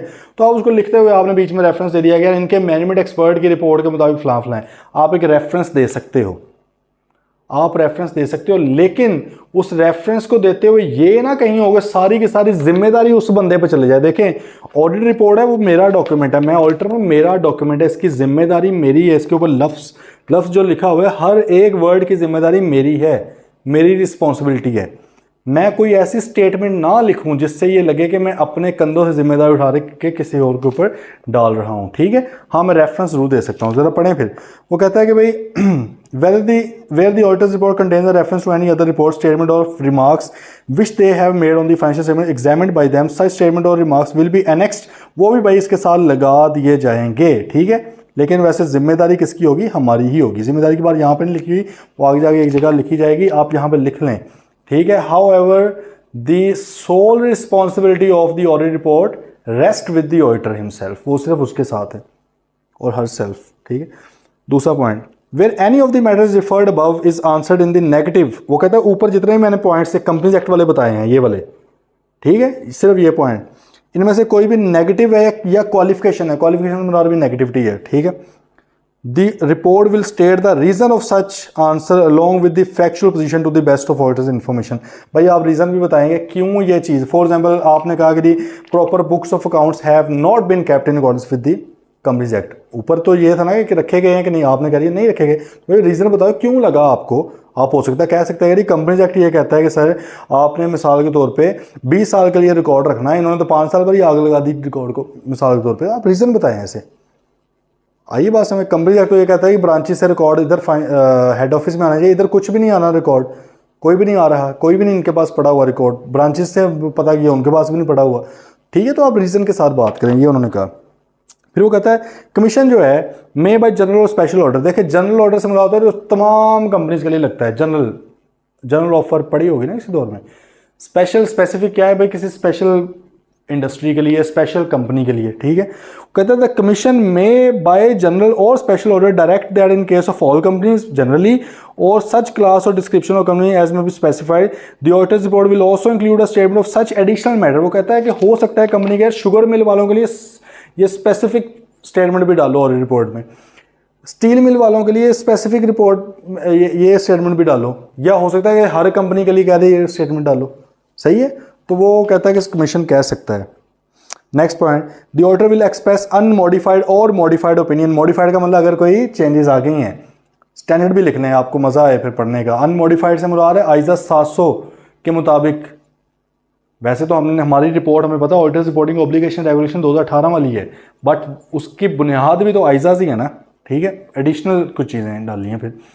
तो अगर तो आइजा 700 वाली रिपोर्ट है, अनमॉडिफाइड है, मॉडिफाइड आपकी आइजा 705 और 706। 705 है नेगेटिव मॉडिफिकेशन वाली, नेगेटिव तब्दीली आई है, और जो दूसरी 706 है वो नेगेटिव तब्दीली नहीं है, वो पॉजिटिव तब्दीली आप उससे कर लें। ठीक है, अच्छा उसने कहा ऑडिटर विल एक्सप्रेस अनमॉडिफाइड, दो ही तरह की रिपोर्टें होती हैं, या अनमॉडिफाइड है या मॉडिफाइड है। In his report in compliance with the ISAs. Okay sir, ISAs भी मैंने आपको बता दी हैं। आगे the commission may general or special order direct that statement of compliance as contained in the act is reviewed by the auditor who will issue a review report to the members of the on the format specified by the commission. कहता हो सकता है कि commission कहे कि कुछ specific companies के लिए स्टेटमेंट ऑफ कंप्लायंस का भी रिव्यू डालो। अच्छा, ये लिस्टेड कंपनी के लिए लाजमी है, ये चले ब्रैकेट में लिख लें, आपके सिलेबस का पार्ट तो नहीं है ये इन्फॉर्मेशन, बट ये इधर लिख लें। स्टेटमेंट ऑफ कंप्लायंस क्या होती है कि हमने एक्ट की तमाम तर कंप्लायंस की हुई है, तो ऑडिटर ने उसको भी रिव्यू करना होता है, तो वो डाल देते हैं, इसको स्टेटमेंट ऑफ कंप्लायंस कहते हैं। आप जो लिस्टेड कंपनीज का देख रहे हैं ना और एनुअल रिपोर्ट्स, उसके अंदर आपको स्टेटमेंट ऑफ कंप्लायंस का रिव्यू भी नजर आएगा ऑडिटर की तरफ से। ठीक है, फिर वो अगली बात हमने पढ़ ली हुई है कि जनरल मीटिंग वगैरह अटेंड करना है। ओके भाई, बातें आ गई समझ। अब लास्ट एक है ऑडिट ऑफ कॉस्ट अकाउंट्स। अच्छा, ये जो मैन्युफैक्चरिंग कंपनीज होती हैं ना, जो मैन्युफैक्चरिंग का पता ही है ना, मतलब जो डिफरेंट तरह का बिजनेस है, जैसे होलसेलर होता है, रिटेलर होता है, वो तो ट्रेडर्स सारे हो गए ना।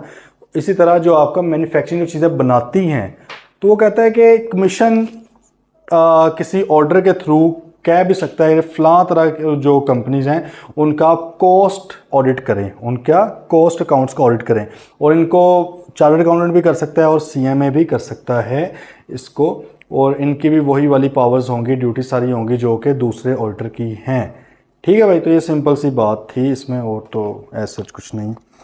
सर आइए समझ, आज हमने बेसिकली पढ़ा कि कंपनीज एक्ट वगैरह के हवाले से क्या हमारी रिक्वायरमेंट्स, हमारी राइट्स एंड ड्यूटीज़ क्या हैं, रिपोर्ट के अंदर हमने कंपनीज एक्ट के हवाले से क्या क्या बातें करनी हैं। ठीक है, अभी ये बेसिक अंडरस्टैंडिंग की चीज़ें हैं, बहुत ज़्यादा इसमें से ऐसा याद रखने की जरूरत नहीं है। इसमें से अभी तक जो बहुत ज़्यादा इंपॉर्टेंट पॉइंट है वो क्वालिफिकेशन एंड डिसक्वालिफिकेशन है, वो वाली जो आपके नुक्स हैं, मतलब इंडिविजुअल हैं कि वो 3 साल से एम्प्लॉय डायरेक्टर ऑफिसर वगैरह ना हो, या वो बिजनेस में ना हो, इंडेटेड ना हो, ये वाली चीज़ें। और ये बहुत ज़्यादा अक्सर पेपर में आती हैं, और इसमें आमतौर पे वही कहानी आती है जो पीछे हम पढ़ रहे थे कि अगर आप कंपनी के लिए फारेग हैं तो उसकी सब्सिडरी पेरेंट वगैरह के लिए भी फारेग हैं, ये सारा कुछ। ठीक है, इसको फ़िलहाल साथ साथ पढ़ते रहें।